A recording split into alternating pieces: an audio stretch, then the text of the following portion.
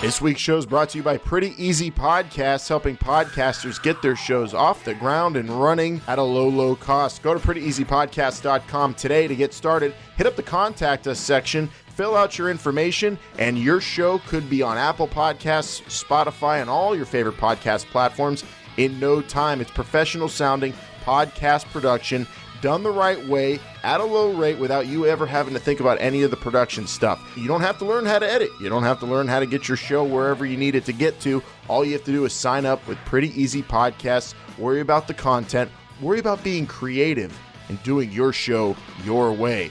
Go to prettyeasypodcast.com.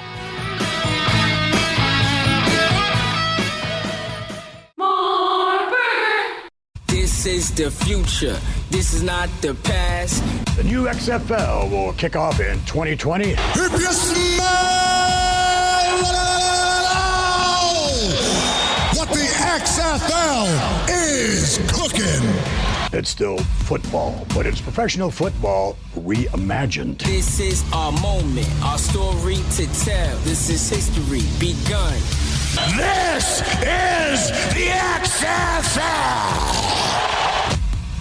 Welcome, football fans. This is the week of July 28th, 2019. This is the road to 2020. And this is the XFL show. I'm Alan. I'm Vince. And I'm Bryant. This weekend, the XFL puts the finishing touches on the league rulebook. And future XFL players are in training camps with NFL teams. This is episode 79 with our eyes on training camp. Welcome, football freaks, to another pit stop on the road to 2020. And man, it is on because we are actually at a moment where XFL players are on football fields right now. And, well, they don't know that they're going to be XFL players exactly right now, Vince, but they're on fields right now practicing and getting ready for the season. They just don't know it yet. Yep, training camps in NFL have for NFL teams have started. It's a very exciting time, and I'm just on pins and needles right now. You know, usually you're very interested in who's making the team. Now you're very interested in who's not making the team. We are interested in who's not making the team. I can't wait for NFL training. We got to get the countdown going, Bryant, for training camp to end. I know we're just over a month before they all end, but I want to know the exact minutes and seconds so we can count that down, just like we're counting down the road to 2020, which, by the way, we are 28 weeks away from kickoff. So many countdowns. We just passed 200 days to kick off for the XFL. Weeks-wise, we're 28 weeks away. 28 weeks! And I guess training camp ends the 25th of August, I want to say. So count that back from whatever date it is. Actually, believe it or not, I think for some clubs, it may even end a little earlier than that. It feels like training camp started early this year. Okay. Here's the day that matters. NFL cut day is August 31st. Yes, that's the day that everybody's got. And I just want to make sure. Do you guys realize Jake's not here this weekend. I think he's camping in the middle of nowhere right now. I think he's on like a Vision Quest. Area 51. Final. Yeah, he's storming Area 51. I don't know what Jake's doing, but I think it's his final moment, because he knows things are about to get cooking. We've got cuts coming, which means signings are going to be coming. We're going to be analyzing. And we have a whole rule book, which I think he's most concerned about, Vince. I mean, big things are just about to happen. But right now, I think for me, big things are I'm reading news and notes from every single NFL training camp. We're going to get into some player names later on in the show. It's really a fun moment, especially if you're into scouting the players and thinking about which players are going to be in this league. Last week, though, we talked a whole lot about a bunch of different things. The rule book, for one, and we gave Vince last week our number one rule that we would keep of all the new rules that have been proposed and ideas we've been talking about. And I said the fact that every player has communications in their helmet would be the most important. And I know I'm correct now because I have this uncle who just argues just to argue. And like the first time in my life, he agreed with me. and said, yeah, that would be a game changer. And I saw that on social media as well, Brian. We had people reaching out to us and reaching out to me saying, yeah, the all 11 communications is a huge thing. Shout out to our good friend Mike Mitchell at the XFL board, who also agreed with me, saying this was a true reimagining of the game based on technology. I think that's the biggest of them all still. It's you might be right, and that is the biggest. I'm still not a fan of it, but it is something that could definitely change the game drastically from what we see in any other form of football. All right, if you're not a fan of my favorite rule, then what about Jake's colors last week? Because he also gave us a whole list of all the colors he wants to see for each team. I mean, did you agree with him that teams should kind of fall in line with the rest of the city when it comes to color schemes, Vince? I'm always for that, although a lot of cities haven't adopted that philosophy. So, I mean, what would you do? I mean, there's some cities that have a different color for each team. I mean, how could you possibly match something? Yeah, there aren't many cities that are completely the same all across the board on all sports. But Jake last week put something together. Really was a fan, Brian, of the fact that DC United and XFL DC will play in that Audi field and they'll share a color scheme. That made a whole lot of sense to me, most of all. Yeah, a lot of his color schemes did make sense. We didn't really fight him too hard on them. I did mention that no matter what the team name is, that definitely is going to depend on what your your colors are. So there's that. But excuse me, he is right in the sense that you want to feel like you are part of the city, and if that means you have to adapt somebody else's colors, then so be it. Whatever it is that helps you gain more fan interest, the better. And also last week, to wrap our recap of last week's show up, social media expressed some concern for you, Bryant, at XFL Show. Everybody, if you feel you need to talk to Bryant or reach out to him or let us know what you're thinking about his state of mind, because apparently some of you are wondering and anticipating him just storming off the show one week and getting so salty at any given moment. He's the loose cannon of the show, apparently, Vince. Yeah, he's always struck me as a loose cannon. but he is a wonderful man, though. I will say that. I would say passionate is what I'm going to go with more so than anything. No, I'm not going to storm off. This is too big of a movement to get behind to storm off into a go kick rocks or snow or anything like that. No, I am here. I might get passionate. Me and Alan, we didn't talk to each other for a few days a while back, but now we agreed last week. It's all fun and games for the most part. I will never get mad at you over anything unless you continue to try to, say that the Seattle Sasquatches won't be a thing. And I won't be upset or mad about anything else you say.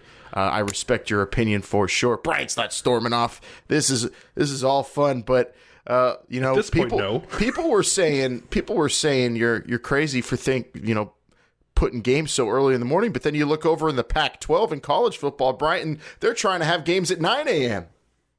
Remember, they're listening. That's all I'm saying. Yeah, I got a lot of thoughts on that.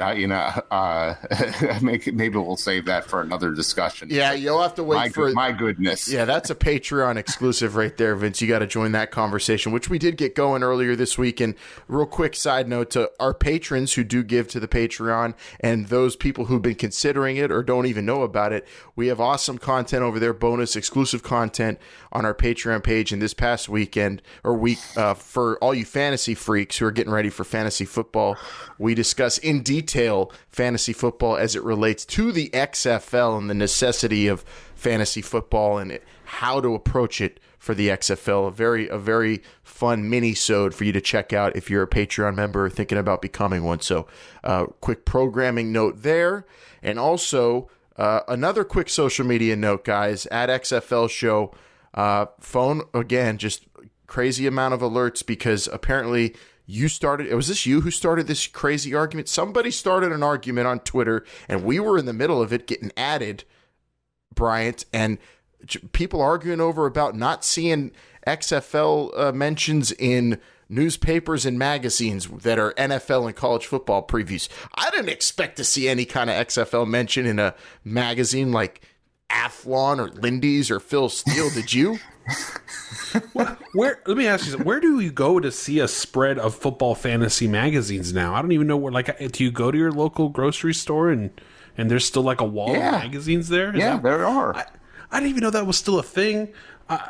It's August. It's not even August. It's July. We're how many weeks, Alan?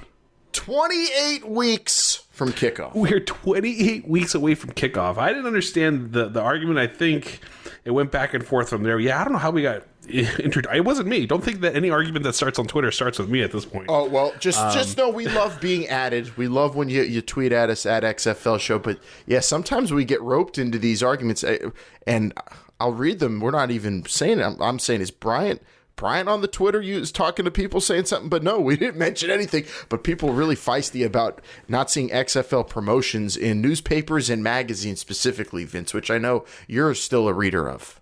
Yeah, I am, but it doesn't really bother me that much, because we are still 28 weeks from the start of this season, and I think where we're really going to start to see some advertising is during the NFL season, because there will be games on Fox, there will be games on ESPN, and I can guarantee there are going to be advertisements and promotional material for the XFL because it's going to be on those networks.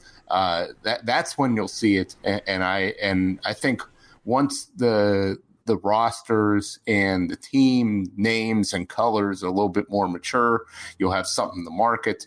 That's exactly when I think we're going to see it, and I'm very interested, and I know Jake is very interested in all that. Yeah, and I love turning the pages of a magazine. I love the smell of newspaper in the morning as much as the next old-timey nostalgic guy. But the fact is, the league has pretty sweet TV deals, and the promotion is going to be coming hard and heavy when the time is right. And what we need to be worrying about, what the league's worrying about right now, are rules and players. And that's what we got going on this week. Football fans, it is I, Bryant. And we just want to say thank you. Thank you for joining us on this road to 2020. In what normally is a slow-paced summer and a long wait for training camp, the XFL has fulfilled the football emptiness that we all feel this time of year. And, well, this is the XFL Shows helping you out as well on Patreon. With weekly bonus content and conversations about the XFL, This is the XFL Show leaves no stone unturned in its coverage of the XFL. Listen to episodes up to a week before the general public and catch our monthly Patreon exclusive bonus episodes where we go in depth into a subject surrounding the XFL.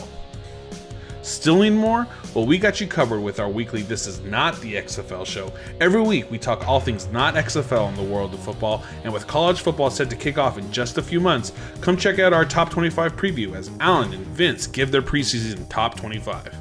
Also, coming up later this summer is our NFL Fantasy Football Special, where we will discuss some of the biggest questions surrounding all your fantasy football needs. And, if you can believe it, Jake will take part in fantasy football this season for the first time in his life. Don't wait anymore. If you haven't already, go to patreon.com/This Is the XFL Show and check it out.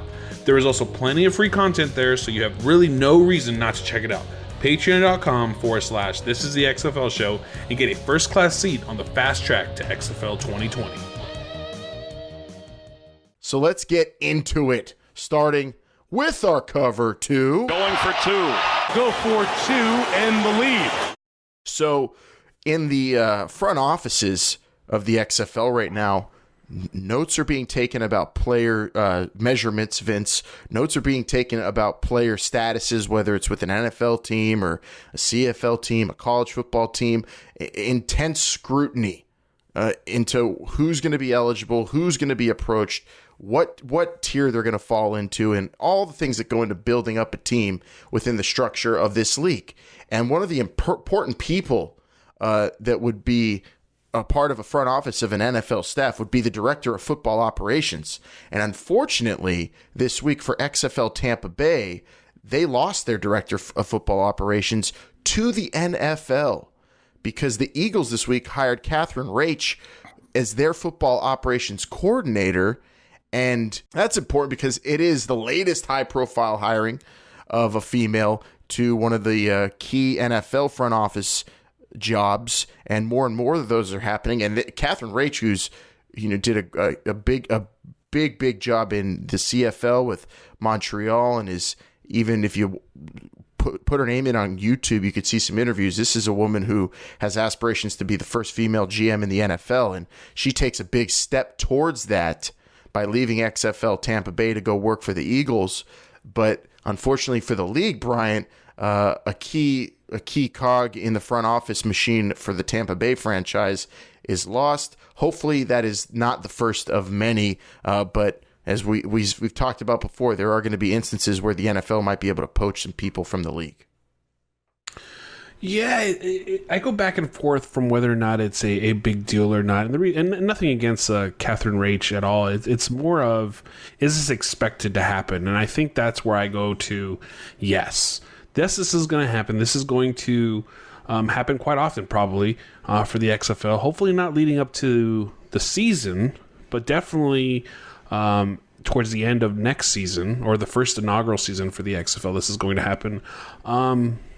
It's an unfortunate situation for the Eagles, but for the Tampa team. They are not named the Eagles. We don't know that.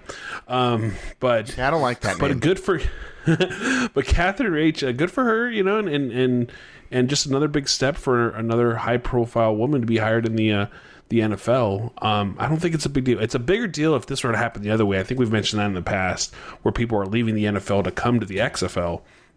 But going back, people leaving the XFL to go to the NFL, I think that's expected, and it's gonna happen. I don't think it's gonna happen too often in 2019. Maybe after the season in 2020. Yeah, it's gonna happen after the season with coaches. I think that is a big deal. I feel like that was an important person that Mark Trestman, brings into XFL Tampa Bay, Vince. But I will say that the negative for the league, the positive overall for the overall football landscape is much better, because I'm all about these high-profile female hires, because it's about damn time. Oh yeah, absolutely. Can't speak about that enough. To give women a chance to show what they could do in this industry, and they could do it very well. And I'll say, it's a blow to the XFL Tampa franchise, but it shows that they've identified and signed some obviously desirable people if the NFL is coming after them. So they've obviously not just picked up scraps to fill these positions. They filled them with good quality people that are sought after from other leagues. Let's hope, Vince, that the XFL in that regard is a lot like Nick Saban, where they just keep getting poached by the NFL, but it doesn't really matter. They keep plugging those holes in with great people. That's the model you want to follow. Yeah, absolutely, and it's going to be very interesting here. I would have liked to seen what she could have done there, throughout at least give a full season's worth. But they'll have to just fill this position with somebody else. And speaking of desirable people in the XFL currently, two other people, they're not being poached by the NFL, but they are getting to observe and take part in an NFL training camp on the coaching side through the Bill Walsh fellowship program. Two Bill Walsh fellows with the Chicago Bears will be XFL Washington linebackers coach Napoleon Sykes, and also XFL New York manager football operations Chris Thompson. Both those guys are going to be a part of the Bill Walsh program, which also, it gives young, I believe, minority coaches a chance to, sit in on NFL training camps and eventually get hired and get their foot in the door. I think Hines Ward's even with, I forget what team I heard he was with, Vince. He's not with the Steelers. I think it's the Jets, actually. Yeah. So, young up-and-coming coaches, this is a program that kind of gets their foot in the door, and you got two current XFL personnel guys with an NFL team. Yeah, interesting. I don't know what I'd call it here, an exchange of talent, or opportunity for these guys. Yeah, an opportunity. They're on loan. Is that what we're going to say? They're on loan to the NFL right now. I want to say this is like European soccer or whatever, but it's a great opportunity. But I just, all it is more proof that the XFL has desirable people currently on the staffs of these teams, and that is great. But also, it could be an issue because those people are going to be offered some really unique opportunities at the NFL level. So we have to keep our eye on that, but the XFL, more importantly, has to fill those holes, and hopefully they can continue to do so. We'll see who the XFL Tampa Bay team replaces Catherine Rach with, but I'm hoping the timing wasn't bad for them either, because this is football ops coordination time. It is, you're putting together a plan of attack when it comes to building your roster. We'll see how it affects XFL Tampa Bay, who, I don't know, would that affect Vegas at all, Vince, in terms of the betting odds? They can't even be coming up with that before players, can they? No, there is nothing right now, but I'm sure that there will be. I'm marking this, because if XFL Tampa Bay ends up stinking, I'm totally blaming it on this right here. Just saying. Let's go to our next part of our cover 2 here. And this is interesting because the conversation, for those really following the league closely on social media, the boards that people go to, the various boards, Reddit and whatnot, and the XFL board does a great job, Brian. But anywhere where people are intensely talking XFL, this news that came out really got people's ears perked up, because the XFL made another trademark claim on the Pro Football Advisory Board title and intellectual property. So the Pro Football Advisory Board was trademarked by the league, and a quick summary of what that trademark entails for the Pro Football Advisory Board, which was trademarked by Alpha Entertainment, we'll say the parent of the XFL. A quick summary is that it basically says that the Pro Football Advisory Board will be, among other things, a website that displays requests, reviews, recommendations, rankings, votes, polls, and surveys for users in the field of football, and a website featuring information in the field of football, providing an internet website portal in the field of football, non-downloadable electronic publications in the nature of blogs, podcasts, surveys, polls, newsletters, and videos in the field of football. In the field of football is mentioned a bunch there. So that, when they say that, I don't know, I'm thinking we're not great at speaking legalese. None of us, I don't think. We know some people who are. But in the field of football leads me to believe that this thing is going to be an industry thing, and it's going to, I'm sure, be more exclusive than what people are talking about this online, and it being a thing for fans and a portal for fans to maybe submit content and give ideas and talk about the league, almost like an official league board. Vince, what do you think of when you hear this trademark and all the intellectual property that went with it? To be honest, I can't really follow it that much. Brian's going to need to speak on this. This is a little over my head. It's well, when you go to boards, you don't understand this. This is intellectual property the league has trademarked, which sounds similar to something like what you go to a lot, which is rivals.com. That's what this sounds like to a lot of people. Well, field of football, I mean, is that something that's trademarked? Well, no. The field of this is saying that all of this stuff is going to be based on and incorporating the field of football and people in the field of football. So is this going to be accessible to fans, or I don't know. When they say the field of football, Brian, that makes me think that this is going to be for front office people and people within the industry, not the hoi polloi, as it were. It sounds like maybe. It's doesn't this just seem like a Reddit for football? I mean, that's what a lot of people think. If you go on Reddit and they're talking about this, or you go on social media, that people think this is going to be like a league official message board for anyone to go submit content to. But it is weird that it's not XFL specific, so it's not like the XFL advisory board, it's the Pro Football Advisory Board. Are they trying to branch out to other I guess maybe incorporate CFL and NFL and things like that. That's where I get a little confused. It's a pretty cool idea. I don't know exactly what's going to be like. Is it something that people can manage, kind of like Wikipedia and Reddit, where people can post and edit and make their own contributions, or is this going to be a league-based platform where maybe they pick and choose stuff from the internet and then publish themselves in a more official manner? If you're asking me, I think this sounds like a lot. This sounds like a digital version of the Reimagination Committee. It sounds like the XFL is putting this out there so that people can, within football, with part of the club, to put it kind of in layman's terms, if you're a part of this club, you're allowed to go on here and speak intelligently and trade ideas about the future of pro football, which the XFL is all about.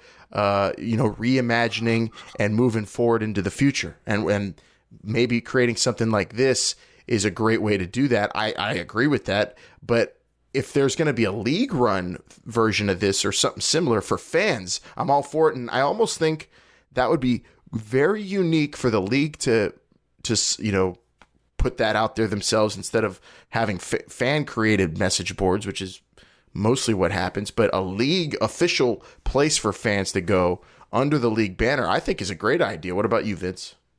Yeah, absolutely. Yeah. Message boards are, that sparks some fiery interest. Maybe you could say it's more of a niche thing and they need to be casting a wider net, but why not set something like this up? Well, that's how you hook the diehards, get them talking nonstop and living in those boards. But to me, it doesn't sound like this is a thing for fans. We'll find out. We've reached out to the league to get kind of some more info on it, if possible. We'll see what they say. But the Pro Football Advisory Board, football freaks, what do you think that entails? What that means? All that language that we recited there from the trademark, and let us know what you want to see from the league when it comes to fan interaction for diehards, because I think that'd be a cool idea. At XFL Show on Twitter, Instagram, and Facebook. How you doing, Brainiacs? Long Island Iced Tea here, and this week on Brainbuster Radio, it's, I'd say somewhat of a reunion, A Man Called Wired. It was the biggest reunion that I can ever imagine, bigger than any reunion you can think of that was made by a cinematic picture ever. And it was all leading up to the biggest party in the summer. Yes, SummerSlam just a couple weeks away from today. Brainbuster Radio here to keep you on track as we get closer and closer to the biggest summer party ever. And I want to invite right now, I'm calling all demons, all fiends, all jungle boys, and dinosaur men to show up for Brainbuster Radio this week, Vin, man. I want everybody to be there because it's going to be the biggest reunion of all time. Yeah, summertime is when a lot of family reunions happen. We had one this past Monday on Raw. We're going to be having one on Brainbuster Radio this weekend, all leading up to the biggest party of the summer. The card is starting to take shape. I cannot wait. Tweet it, read it, tout it, shout it, be all about it, Brainiacs, at the Brainbusters on Twitter, Instagram Junior, and Facebook. Download Brainbuster Radio on any podcast gimmick. All right, well, I guess that one went a little too far over Vince's head. I don't know. He lives on Rivals.com. I don't understand it, Vince. I thought you would grasp that one a little bit better, but perhaps when we get into our big deal here, all about players, you'll have a better understanding. Yeah, because it is all about the quality of the play. It is, and it's, well, for this week's Hot Read, players only. Blue 58! Blue 58! Go!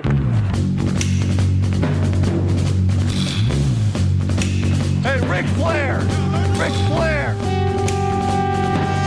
Pepper, Flip, Caliber. O-Town, Happy, Jolly, Drop, Buster, Boomer, Tiger! I think he's got a hound too, Rodney, I think. B-19! B-19 is fucking! Hey, Seattle! Ryan! Orange 83! All right, well, Vince might not have too much interest in a Pro Football Advisory Board. I definitely think he'll have a hound to Rodney for this week's hot read, because we're talking about players who are in danger of being cut, according to NFL.com writer Greg Rosenthal, who does a great job, and we're going to pick his article apart. There are a lot of lists like this out there, but this was my favorite, guys, and we could just throw out other names if you think of any or have any in the back of your brain, because we're all looking at NFL training camps, scouring blogs, reading reports. Players are getting cut, and instead of getting picked up by other teams, they might end up going to the XFL, and this is a very important time for fans to follow it if you want to keep track of what players go where. So we're going to look at this article, run down some names, and they say they're in danger, Brian, of being cut by NFL teams, but I look at it as these guys are all going to be the fortunate ones who get a shot at being high caliber XFL players. Yeah, they're not in danger of getting cut. They're in an advantage to get a second opportunity, I guess is the way you could look at it. That's the beauty of this all, right? Most of these players, when they got cut, had no other option other than to wait for a phone call. Now, that phone call could come from someone else, and you could be lined up to play in the spring rather than in the fall. Well, if I'm not going to spoil the new Quentin Tarantino movie for everybody, but it's Once Upon a Time in Hollywood. It's about an actor who's in his mid-30s, and he needs to go and find another opportunity outside of Hollywood in order to rekindle the fire of his career, Vince. And that makes for great Hollywood movies, and that makes for great football stories, and we're about to see a ton of them. Yeah, how many times have we seen guys that were down and out in the NFL and then come back to be big stars, and this is just going to add to the drama of it. Well, let's run down this list that Greg Rosenthal from NFL.com put together and see if you see any of these players playing in the XFL in the future, guys. We'll start with some running backs. Theo Riddick, who I'm sure a lot of you in PPR fantasy football leagues have stashed away in the past, but he's in danger, according to NFL.com, of being cut by the Lions. I'm not so sure about that, because he's got a very unique skill set, a tremendous pass catcher, the running back position. Even if he would get cut, I still think he winds up on an NFL roster. I really do. So you're saying no chance of an XFL future for Theo Riddick? Yeah, I can't see it at this point. Unique players are going to stay in the NFL like that. You're right. I'm with you. Much like Darren Sproles, who is, 400 years old, Brian, but still got another 1-year contract in the NFL because those little running backs who are able to scoot out of the backfield, catch the football, and make some people miss with some jukies are way too valuable in the NFL. Yeah, Theo Riddick might not be a good example of this, but you are going to see players who don't want to ride a bench all year. That's going to be the reality of the situation, especially at running back. Alan, you talk about all the time, they're a dime a dozen, and in reality, that might be a degrading term, but it's true. Running backs have a short lifespan. That's why there's 2 running backs right now being holding out of NFL training camps, because they know their value is short term. So Theo Riddick, maybe not one of them, but some of these other running backs we're about to talk about, probably don't want to ride the bench all year, and that might be the reason they come to the XFL.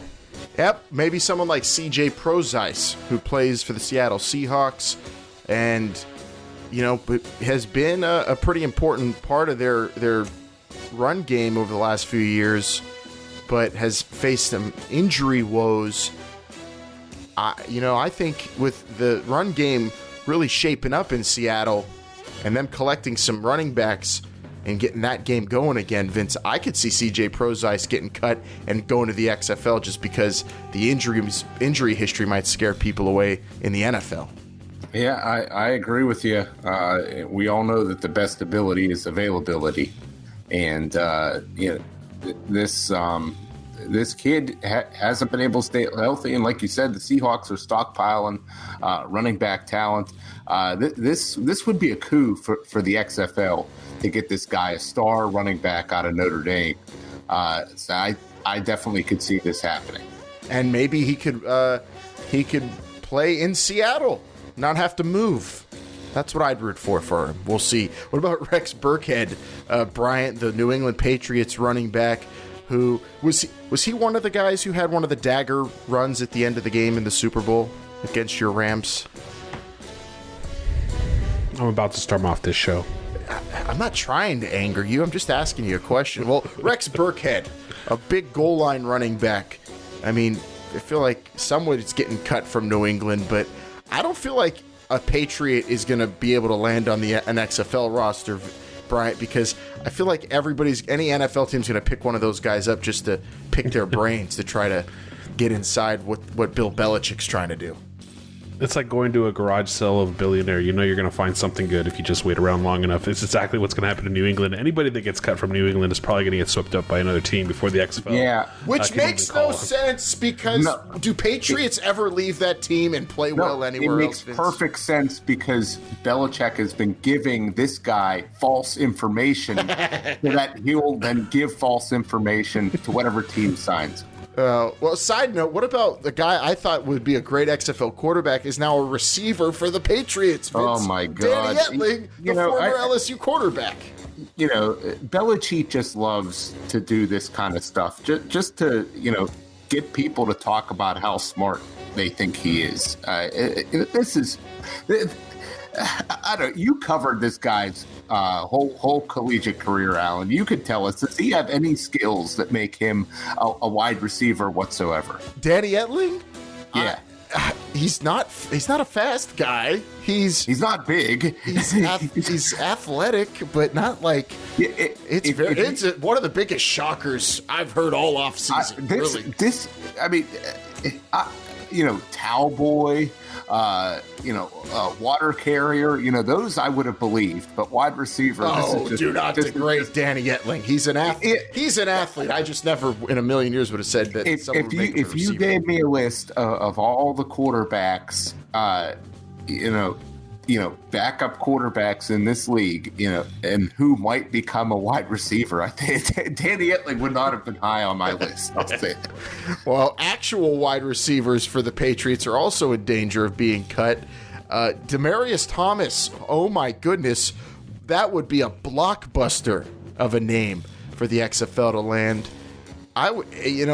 This is a guy who was among the elite, but now at 31, showing signs of wear and tear, has an Achilles in his past, which is one of the worst you could have, joins the Patriots, but he might not end up making that team, according to people following Patriots training camp. Bryant, if the XFL landed Demaryius Thomas and Hakeem Nicks, would you bet on either of those guys performing well? I think they can. Would I bet on it? I'm not a betting man myself, as you know, so I'm going to say no. But it would be a good name for the XFL, and they could contribute enough to where it wouldn't look like a publicity stunt.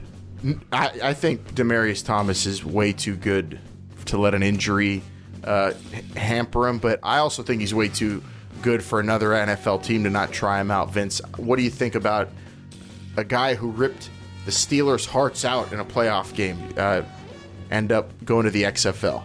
Yeah, I think at this point in his career, even if he, bounced around a little bit, or didn't really latch on to a team, I still think he would wait it out another year before, quitting on the NFL and trying the XFL. I don't see him doing that, at least not this year. And if they got him, that would be another Super Bowl champion.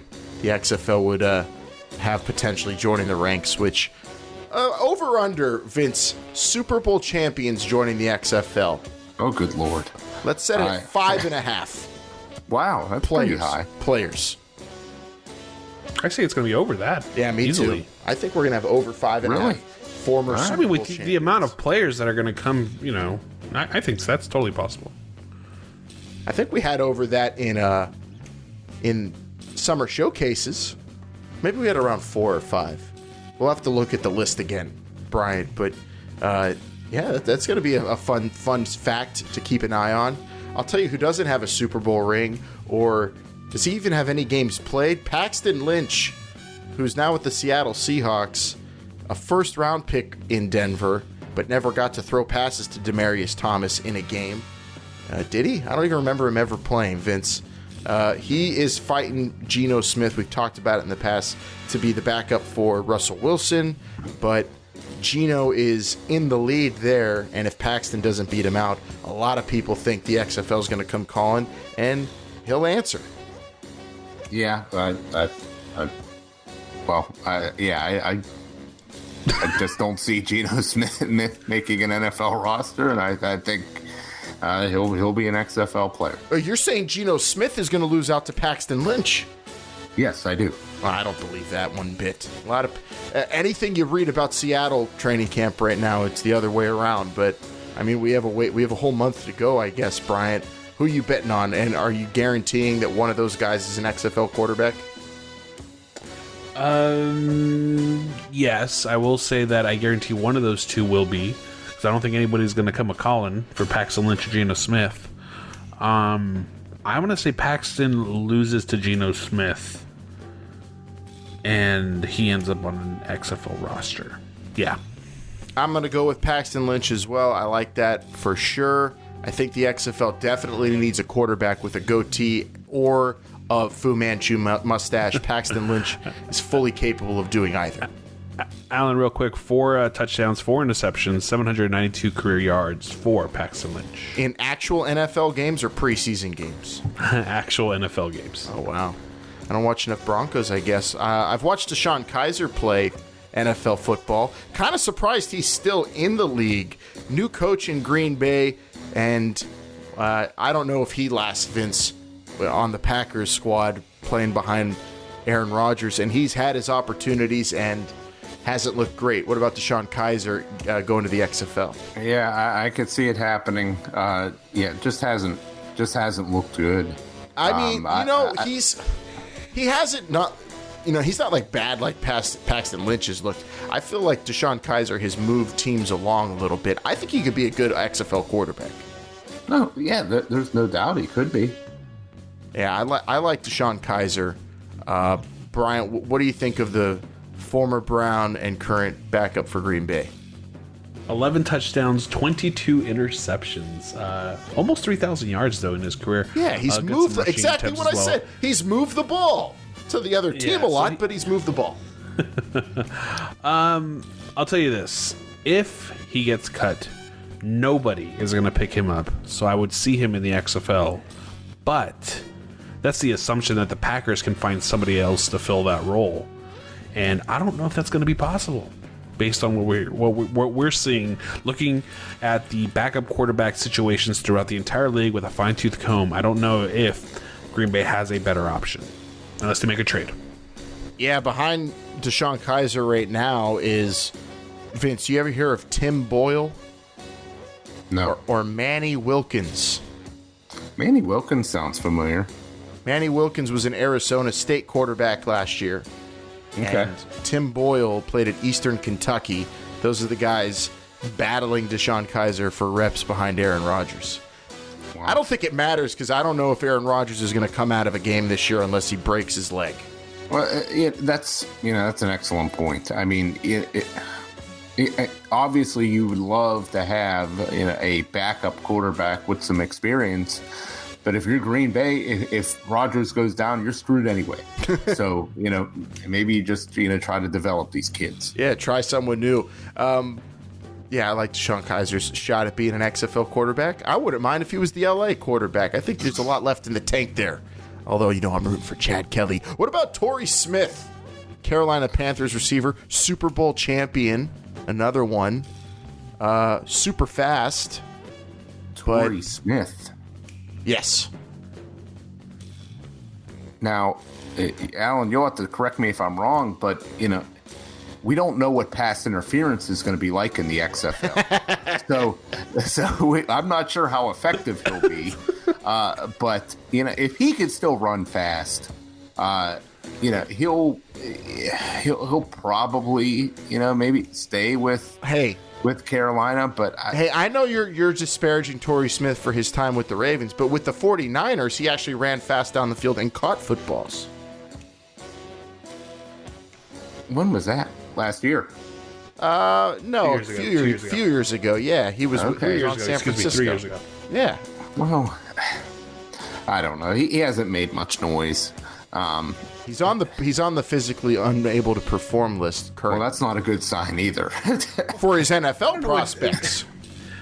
Vince, I don't know what you're talking. I mean, in Baltimore, he had yards of receptions of 50, 49, 65, and 49. God, such Pittsburgh bias on this show. Sometimes So he caught deceiving 5 passes? Is that what you're telling me? No, 50 passes, 49 passes, 65 receptions, 49 receptions. Those are his reception totals over those 4 years in Baltimore. Can the XFL use a player like this? Yes. Is he going to be able to play it? Who knows? He only played 11 games last year with 6 receptions. This might be it for him in Carolina. We'll take the load off the rest of the summer, Torrey. Rest up and get ready for February. Come on. Let's do this. Torrey Smith, Deshaun Kaiser, Torrey Smith, touchdown XFL LA. Coach Moscow's wild, Brian. Can you imagine Coach Moss running down the field? Oh, the sideline. LA Oh, this is going to be stands great. for excellence. What about another wide receiver that you probably played on your fantasy team and he didn't do well the week you played him, but then he had another week and he played all right and you were mad because you didn't play him that week? Laquan Treadwell, Minnesota Vikings, who have awesome wide receivers. They declined his fifth-year option on his rookie contract, Vince, and he's never really panned out to be that elite receiver that they drafted him to be. Yeah, hard to say what's wrong with this kid. A lot of high hopes from him coming out of college. I think that there's still enough, there's still enough juice there. That To get a guy like that, a guy that young for the XFL to land a guy like that would be huge. Oh, it would be huge. I just don't think he'll make it down that far. But But if his options in the NFL after this, they're not going to be the slot receiver anywhere, or be a 4 or a 5 or even a 5 maybe. It's going to be, the fringes of a roster after this for him, wouldn't it? I mean, no teams are that desperate for wide receiver talent in the NFL where you could leave a team like this and have the mark of disappointment that you would have and then burst, on the scene somewhere else. I don't know. Someone might want to stash him away, but do you want to be stashed away somewhere, Laquan Treadwell, or do you want to go be the number one in the XFL for a year at least? You guys have to help me out here. Is there a reason financially to decline somebody's option a year before you actually have to decline it? For an NFL rookie contract? Yeah. Do you save cap money if you decline a contract in its third year when he still has one more guaranteed year on his rookie contract? That's what he's playing under. But they declined his option in year 3 for year 5. That would hurt as a receiver, personally, to me. I mean, he stands to be probably at best the 4th receiver on any given team in the NFL. This is probably a perfect example of someone who should really consider the XFL to rejuvenate his career. Really, only 40 receptions through 3 years, not great. He didn't even get a touchdown his rookie season. That didn't happen until year 3. Yeah, I think if he got cut by the Vikings, he, I don't know, he might get swooped up by a team like the Packers or Bears, Bryant, but I would if I was, I mean, it's what happens. You always snatch guys from teams in your division. But do you follow the money, Yeah. or do you follow the career path? That's the question. That's do you what I just would go say. for a year and take Exactly. money, or do you go to the XFL to rejuvenate your career? Totally the guy who is going to be in his prime that might have to think about the XFL and should. And I don't know if this guy falls in line with that as well. Cam Meredith, who left the Bears for the Saints last year but didn't really pan out as the compliment to Mike Thomas, Vince, in New Orleans. Cam Meredith also had an injury history but was once upon a time the leading receiver for the Bears. Yeah, this guy he's been productive in the past. Alan, you ought to speak to us about what the wide receiver room looks like in New Orleans. I mean, do they have room for this guy? For Cam Meredith, I mean, Kinda. I mean, they've got room for more receivers in New Orleans than most teams do, but with guys like, lower on the depth chart, like Austin Carr stepping up last year, and they drafted a rookie, Traquan Smith, out of UCF, who was really good last year. Cam Meredith kind of got pushed down the depth chart, and injuries, man, they'll kill you, and they'll force you to get, on the phone looking for other opportunities. Maybe the next one for Cam Meredith should be the XFL. I don't know. I don't see him. I think definitely another NFL team would come calling for a Saints. The sixth receiver on the Saints could be someone's really solid 3 or 4. Yeah, that's possible. Carlos Hyde, a huge name at running back, is with the Chiefs currently, who is, I don't know, I think going to be relied upon, because isn't running back depth not great at KC? They have him on the list here, Vince. Yeah, they had. Yeah, it was a host of players last year after Kareem Hunt was put down. So, you'd think they would want to keep him if they went out and signed him. I don't see that. I don't see him getting cut. Big, way too big of a name around the league, I think, to not get stashed on another. This is maybe the most perplexing one here. All right, and now let's go through these real quick. And they have these other names at risk, which I really love because they're actual kickers on here. Mason Crosby and Chris Boswell, two good kickers once upon a time for good teams. Bryant, how many XFL kickers do you think we'll see with NFL experience, or do you think we'll see a lot of stories which you see in this? You saw this in the original XFL, and you even see this in the CFL now. They have like half the kickers in the CFL were security guards or janitors or MMA fighters. I'm going to tell you this right now. This is my prediction. My bold prediction for the XFL is you will not see any kickers or punters drafted in October. They will all be signed after the NFL. Well, no, I'm sorry, after the NFL regular season. That's not that bold. I mean, you don't have to. It's the last position to worry about, I think. But yeah, all right, I could see it. There was sarcasm in that. I don't know if you understood. Oh, I didn't catch it. I mean, that was that's. I'm hoping that Chris Boswell's not signed by the XFL in October, Vince. That's not good for you and me. Yeah. That's. I think he's gonna have a bounce back year though. I really do. All right, names that stand out here: Vernon Davis, the tight end, who's, past his prime, but one of the better tight ends of the last decade. Yeah, if he still wants to play, why not? Kenneth Dixon, running back, who I believe held some kind of NCAA record when he left college, played for the Ravens. I think he was a Louisiana Tech player. Yeah, I think he just got some burn with the Ravens last year. Is he still on the roster? The people are saying he's going to get cut. Is that what the story is? He might have already been cut. Actually, I don't know how updated NFL.com's list is. I guess I could see it.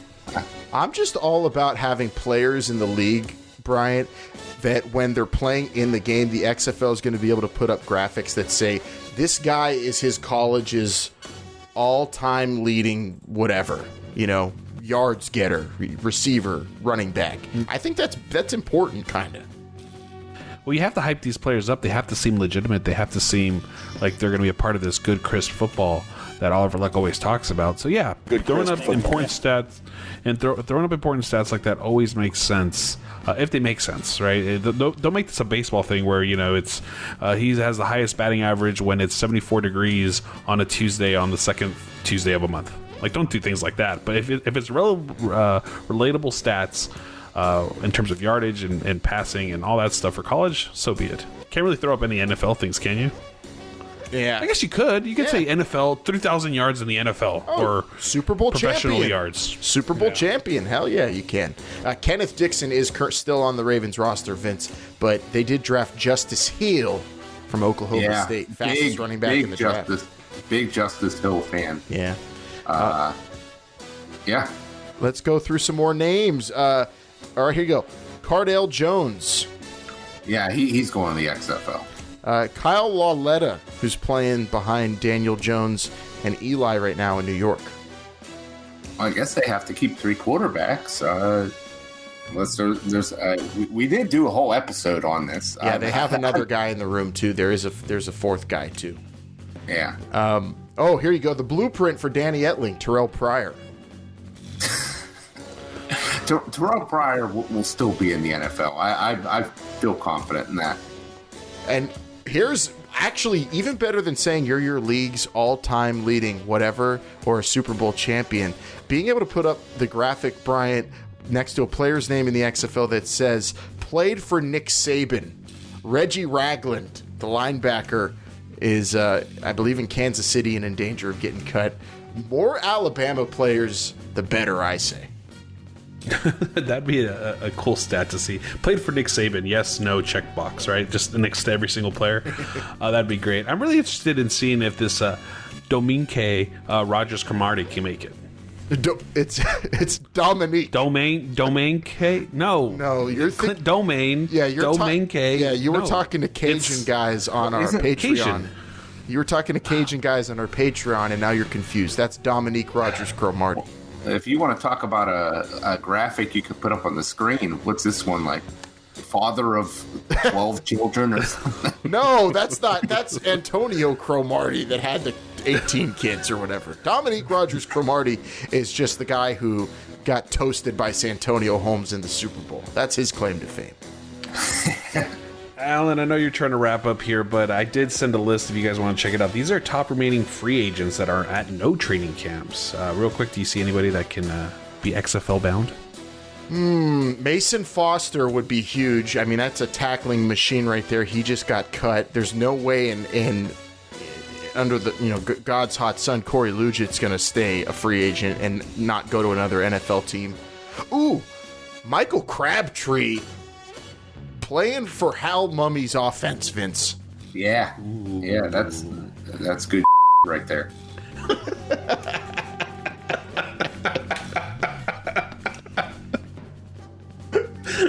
I haven't heard Vince that excited in a very long time for something. I also got to say, Smokes. I would be very interested in Des Bryant in the XFL. Would probably be the biggest spectacle this side of Johnny Manziel joining the league. I think that would be the craziest sign of them all. Did he play at all last year? No, his first practice with the Saints, he got hurt. Yeah, I was going to say, I don't 2 days after he signed. Yeah, so yeah, it I don't could know if he's happen. ready. I can't believe Mo Wilkerson is on this list. You got to think somebody's signing him.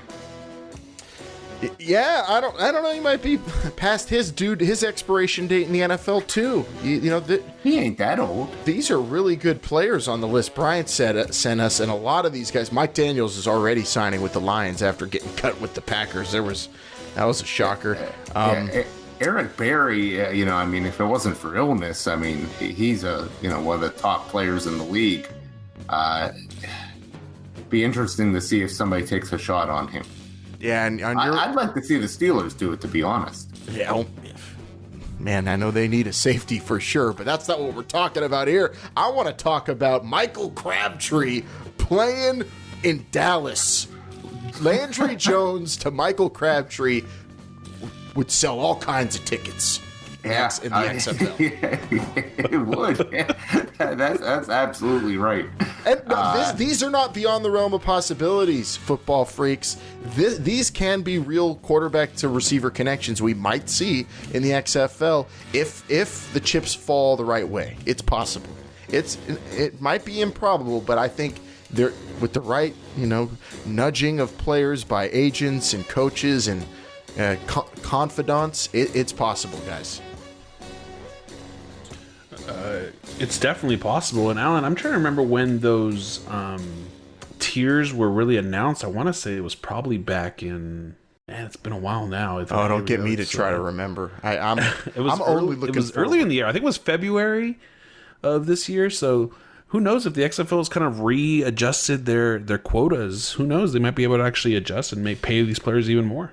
Well, yeah, So you got to make adjustments sometimes based on how negotiations are going. We'll see what happens there if any news comes out about it. I think the only quota we need to hit for sure is 2 Alabama players per team, just to give each franchise a little credibility, Vince. Yeah, as many as you can get, as many SEC players as you can get. Oh, you're going by conference, which, side note, we're updating. I think we're updating it, right? We're putting the finishing touches on our conference breakdowns from the summer showcases. Bryant, we got to get that thing wrapped up, because then that's the ultimate battle for conference supremacy in the XFL. I'll think about it. I'll put that. I guess I'll put it together. I just don't want to get chastised by the fans out there if I do. Vince, you missed it this week. We talked about how Alabama, basically, you have to beat Alabama to win the national title in college football. I was on our Not at the XFL show. Kind of caught us by surprise. The way it's been for the past 10 years. I don't see it slowing down. Yeah, anytime. That's why Georgia's not winning. By the way, we're putting that out there as well. Yeah. Hey, save it for the other show. Save it for the other show. Save that for the other show, Vince. This is one of those I really wanted to go another hour. There are other player names we could run down. The rule book is so close. Are you ready? Because the rule book's going to come out, and we're going to have to do a lot more work. I mean, the reading, the dissecting, taking notes. I have been chomping at the bit since day one to see what this rule book is going to be. I mean, Alan, can we say that there's going to be a couple of not surprise, but out of the ordinary shows coming up here? When team names are announced, when this rule book comes out, those things are probably going to call for a special episode. So stay tuned, right? I think on YouTube and things like that, I would say. Oh, I love a stay tuned, and I love putting stuff up on our YouTube page, which everybody should for sure follow our channel. We've got all of our interviews there separated from episodes, or you can listen to full episodes, exclusive shows, exclusive content there. And of course, the Patreon is the stylish way, the best way to ride down the road to 2020. I mean, we have so many ideas for new shows. We've got July's bonus show coming up, a big one for the month, and oh man, it's just getting more and more fun with the putting content out there, and hopefully everybody's enjoying it. We know you are, because we can see you're listening, and because the league is listening, so we're all getting together, and this crazy thing called the XFL is only 28 weeks away, and I will talk every second leading up to it. Should I just do this show as a marathon the rest of the way? Should I end the music, guys? I'll keep going, Vince. I think maybe the week leading up to it, we'll do a telethon or something. All right, fine. I'll take that advice. It's probably sound, but I could if you wanted me to, I could. You guys got anything else to say though? Since we are wrapping up here. Just no, man. Keep an eye on who's packing their bags. Yes, eye on the training camps, everybody. And more specifically, keep your eye on whatever Michael Crabtree is doing. Oh, I think we got Vince really excited there, Brian. That was mission accomplished for this week. Yeah, if you can get that reaction out of Vince, you've had a great show. I'll say that. It might be the best one we've ever done in that regard. And everybody, remember, as we speak, as you're listening to this, probably the league is at the spring league right now, and they are putting the finishing touches on concepts for the broadcasts and rule book, and it is, and players are there also showcasing talents at the spring league. It is a very crucial weekend for the XFL, so we'll kind of recap what we hear from that as well next week. And of course, the show drops every single Sunday on all podcast platforms. Subscribe, leave a review on Apple Podcasts or your favorite podcast app. Tell your friends, hit up the Patreon, follow us at XFL Show on all social media, and keep those eyeballs on training camp, everybody. For Vince, for Bryant, I'm Alan. This is the XFL Show. Remember, they're listening.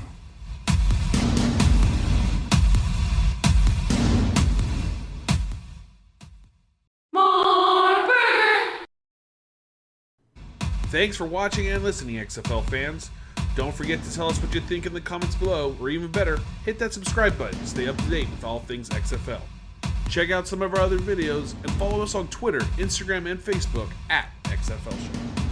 This is the XFL Show is a production of Pretty Easy Podcasts.